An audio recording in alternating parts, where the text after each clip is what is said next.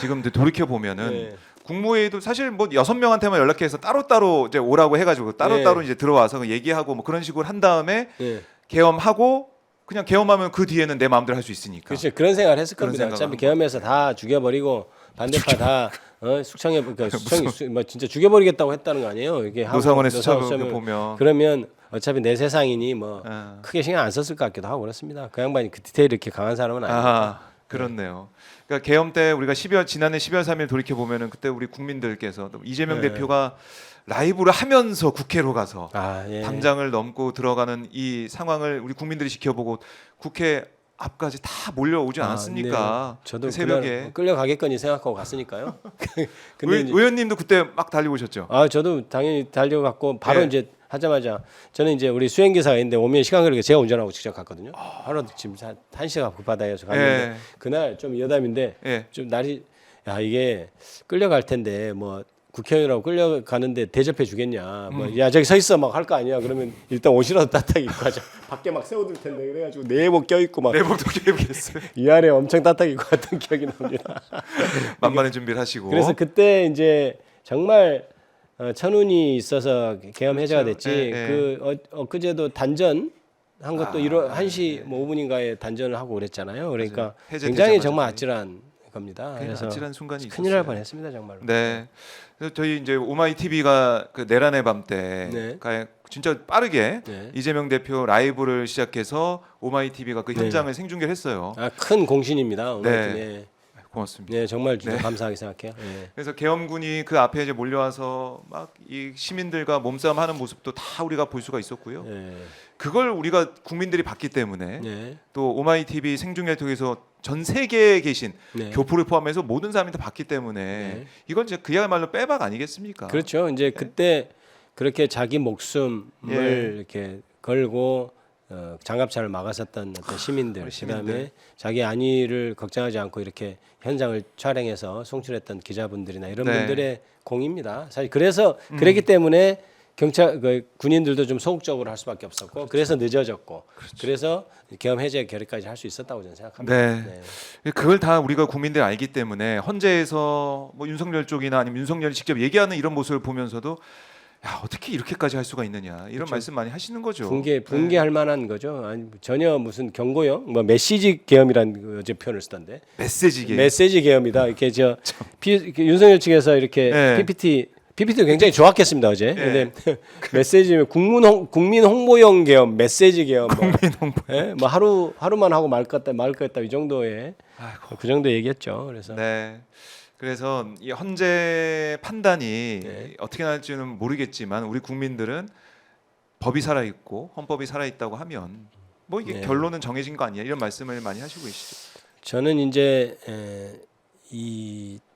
만약에 그럴 네. 일은 없겠지만 탄핵이 기각되면 바로 윤석열은 또 계엄을 할 거거든요. 바로 계엄할 거예요. 그렇지 않겠습니까? 계엄해도 지금 대통령에서 안 쫓겨나잖아요. 그럼 또 계엄하는 거죠. 그렇네. 그러면 계엄하면 이제 이 나라는 그냥 끝나는 겁니다. 그냥 군부 치하로 가는 거고 윤석열 예. 장기 독재로 가는 거고 그때도 제가 처음에 계엄령 발표됐을 때 얘기했는데 야 얘들이 이렇게 계엄을 하는데 임기 만료됐다고 야 이제 그만하겠습니다 하겠냐? 저 영구집권 하려는 거다. 생각해봐요. 제가 상상할 수 없는 짓을 했는데 네. 그러면 이제 결국은 영구집권 획책을 또 하겠죠. 그러니까 그건 상상하기 어렵고 제가 네. 보기에는 이제 법리적으로 박근혜 전 대통령 탄핵 때보다 간명하고 명확하다. 그래서 저는 뭐 100% 만장일치로 네. 탄핵이 될 것이다. 저는 그렇게 생각하고 있습니다. 그래서 어제 있었던 9차 변론, 그다음 내일 10차 변론 되면은 아직 뭐 정해진 일정은 없는 거 아니겠습니까? 그렇습니다. 예. 어떻게 좀 일정을 예상해 볼 수 있을까요? 이제 내일은 정해진 증인신문이 다 끝나죠. 그러면 추가로 증인신문을 아마 하지는 않을 거예요. 이제 그럼 어떤 절차가 남아 있냐면 헌법재판 심판 규칙에 따르면 피청구인한테 최종 의견 진술을 할 기회를 줘야 되는 걸로 돼 있어요. 네. 그다음에 피청구인 직접 신문하는 절차도 거칠 수 있습니다. 그런데 아마 피청구인 직접 신문하는 절차는 윤석열 대통령도 원하지 않을 거고 네. 재판부에서 아마 그건 제한할 것 같고요. 그러니까 이제 마지막 하고 싶은 얘기 해라. 그래서 한 뭐 2시간씩 준다든지 그래서 마지막 PPT도 하고 그런 절차는 있어야 되니까 네. 그 다음 주 화요일이나 화요일로 이제 잡을 것 같고 윤석열 대통령 측에 준비 안 됐다는 목요일 정도 잡겠죠. 그러면 이제 그거 끝나고 선고라고 봐야 되는 거고요. 그 끝나고 그러면 2주 정도? 뭐 2주까지는 걸릴 것 같지는 않습니다. 왜냐하면 이 사건 자체가 박근혜 전 대통령 탄핵 때는 11일 만에 지금 선고를 했거든요. 네. 근데 이제 그거보다 더 감명한 저는 그거보다 감명한 사 그때는 뭐 뇌물이 되니 많이 해서 뭐 이렇게 된 거여서 맞아요. 굉장히 복잡한 문제였는데 결정문 쓰기도 굉장히 간단할 거고 그래서 그렇게 오래 걸리지 않을까. 무엇보다도 빨리 결정을 해줘야 됩니다. 지금 보십시오. 문영배 재판관이나 헌법재판관들은 공격이 도를 넘었잖아요. 지금 국민의힘 의원들도 마찬가지고. 그래서 집 앞에 찾아가고. 어제도 목요일 날 그러니까 내일 재판하는 것을 미뤄달라. 윤석열 대통령이 형사 재판이기 때문에 미뤄달라고 했는데 거기에 대해서 기각하면서 그 문영배 재판관이 뭐라고 그랬냐면 여러 가지 이유를 대면서 우리가 지금 4일 동안 지금 재판한다. 그러니까 미루기 어렵다 이런 얘기인데 그 말은 무슨 말이냐면 다음 주 화요일 미루면 다음 주 화요일밖에 미룰 수 없다 이 말이잖아요. 그렇죠. 그러니까 이 재판을 미루지 않겠다는 의지를 표명한 거예요. 지금 4일 동안 우리 재판하니까 다른 비어있는 날이 없어요. 예. 그럼 그 말은 논리적으로 그럼 미루면 다음 주 화요일인데 그렇게 할 수는 없고 그때는 안 갈 거다. 그러니까 내일 하자 이렇게 된 겁니다. 그래서 대신 이제 저쪽에서 형사 재판도 할 수 있게 해달라니까 1시간 정도 늦춰졌죠. 그래서 3시로. 오케이 3시로 했죠. 예. 그게 또 있군요. 그렇죠. 그러니까 예. 헌법재판소 입장에서는 스케줄 딱 생각하고 있네요. 그렇죠. 스케줄 생각하고 그건 늦추지 않겠다는 생각이 강하고 그다음에 무엇보다 예. 아까도 얘기했듯이 헌법재판관님들의 어떤 신변이나 이런 게 굉장히 불안정하기 때문에 저는 빨리 예. 재판을 해야 된다고 생각해요. 예. 그러네. 이거 진짜 이거 너무나 뭐라 그럴까요? 끔찍한 상황 아닙니까? 그렇습니다. 재판관을 향한 이런 공격? 그렇습니다. 이게 지금 문명국가 법치국가에서 발생하면 안 되는 일을 지금 하고 있고 일부 국민의힘 의원들도 이렇게 동조하고 있는 것은 정말 이게 우려할 만한 일이고요. 네. 이게 정말 같이 우리가 국정을 논할 수 있는 상대인가 이런 생각까지 들게 만드는 그런 행동입니다. 예.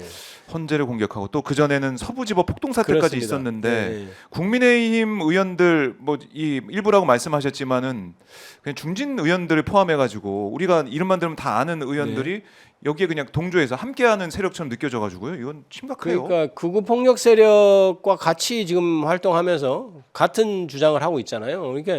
그러니까 이게 아니 지금 법치주의를 가장 신봉해야 될 국회의원들이 법에 의해서 당선되고 법에 의해서 지금 권한을 행사하는 네. 사람들이잖아요. 그 사람들이 지금 법치주의를 그냥 가장 파괴하는 말을 하고 있어가지고 아까 얘기했듯이 지금 국면은 좌우나 보수나 진보의 대결이 아니고 헌법 수호 세력, 헌법 파괴 세력 간의 대결인 것 같다. 그러면 헌법 파괴 세력에 대해서 우리가 어떤 태도를 가져야 될 것인가.